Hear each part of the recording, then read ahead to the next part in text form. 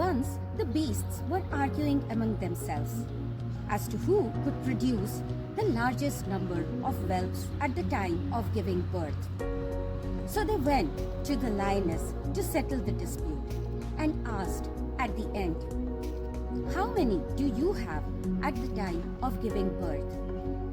"One," the lioness said defiantly. But that one is a lion, learning from Aesop's fables. No matter how much you have, never argue with quality. Hare Krishna. I'm Malini Devi Dasi, aka Dr. Mamta Mahanti, President GES, Head Gaurangi's Green Innovative Project-Based Hare Krishna School. Bringing to you a fresh new series of leadership lessons based on Valmiki Ramayana. Often, Ramayana is perceived as a straight table of 9, narration of Lord Rama's pastimes, right from birth to childhood to youth to marriage and the rest. However, a few enlightened souls are aware that Ramayana is deep down and hides umpteen pearls under the various layers of this very auspicious literature called Ramayana.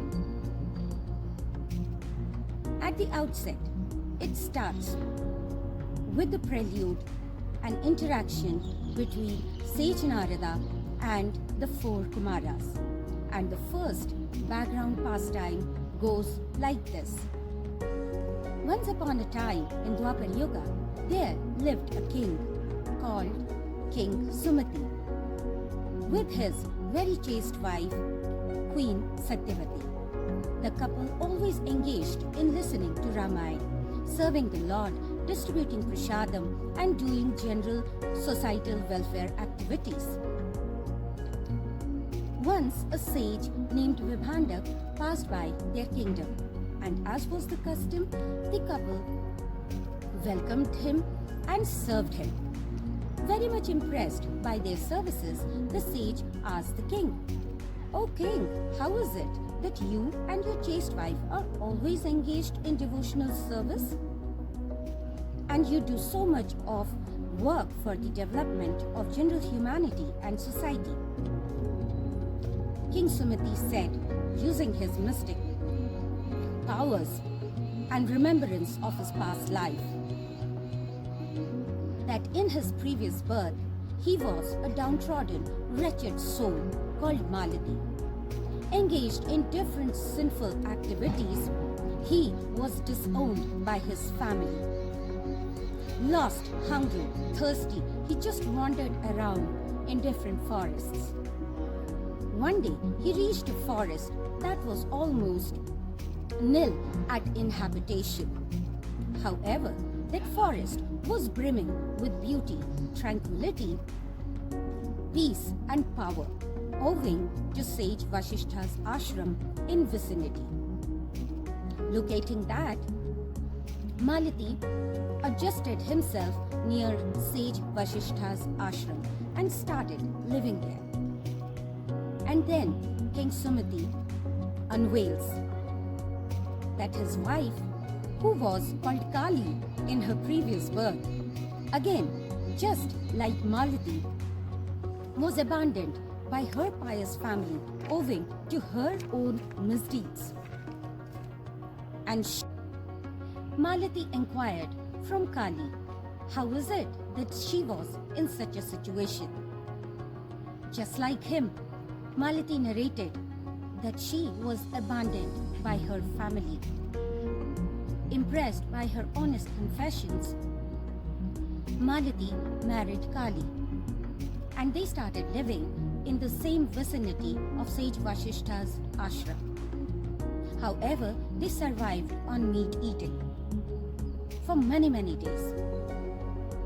And one fine day, they were not able to find anything at all, even though they were very much able in feeding themselves. Yet it was a difficult day. Reluctantly, they entered sage Vasishtha's ashram, again hungry, thirsty, tired, defeated. On reaching sage Vasishtha's ashram, they found that all the pious souls, all the sages were engaged in listening to Ramayana for 9 days without having any food, water or drinks. They joined them very reluctantly and heard Ramayana for complete 9 days. Hungry, thirsty, at last focused on hearing the Lord's name. King Sumati then closes his narration to sage Vibhandak, saying that impressed very much by their sacrifices, the Lord sent a celestial airplane to carry them to different lokas of this universe where very pious souls live.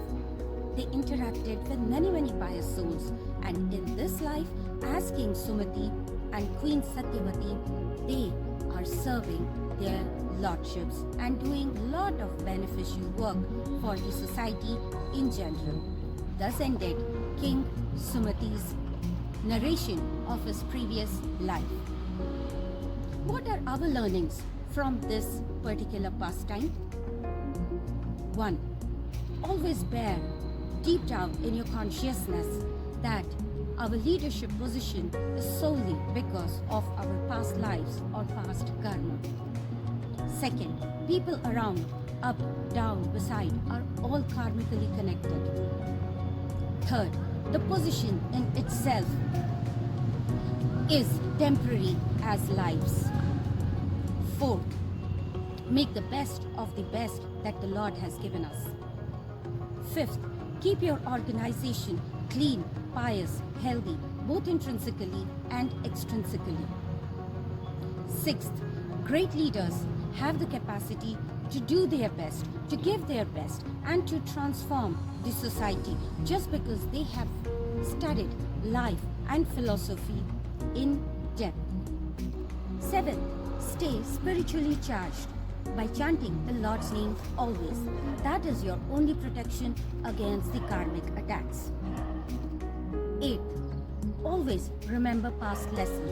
Understand your life first so that you are able to understand and respect other people's lives. 9. Keep good association. People who are high on principles and values. Last but not the least, value every moment and stay connected with yourself and stay grounded always. Just to give you a reminder, if you remember Professor Elton Mayo's investigations on Western Electric Company, it states that productivity is a social phenomenon, and sometimes informal leadership and informal organizations within a formal organization may eat up the spirit, health and wealth of an organization. To maintain the sanctity of an organization thus requires a lot of internal work on the part of a leader. Just like the Bhagavad Gita states in chapter number 3, verse number 21, Yad yad acharati shreshthas tad tad eva taro janaha sa yad pramana kurute lokas tad anuvartate. Whatever actions a great man performs, common men follow in his footsteps, and whatever standard he sets, the entire world follows. Stay tuned with me as we travel together on this road from a great leadership to a stupendous leadership. Hare Krishna.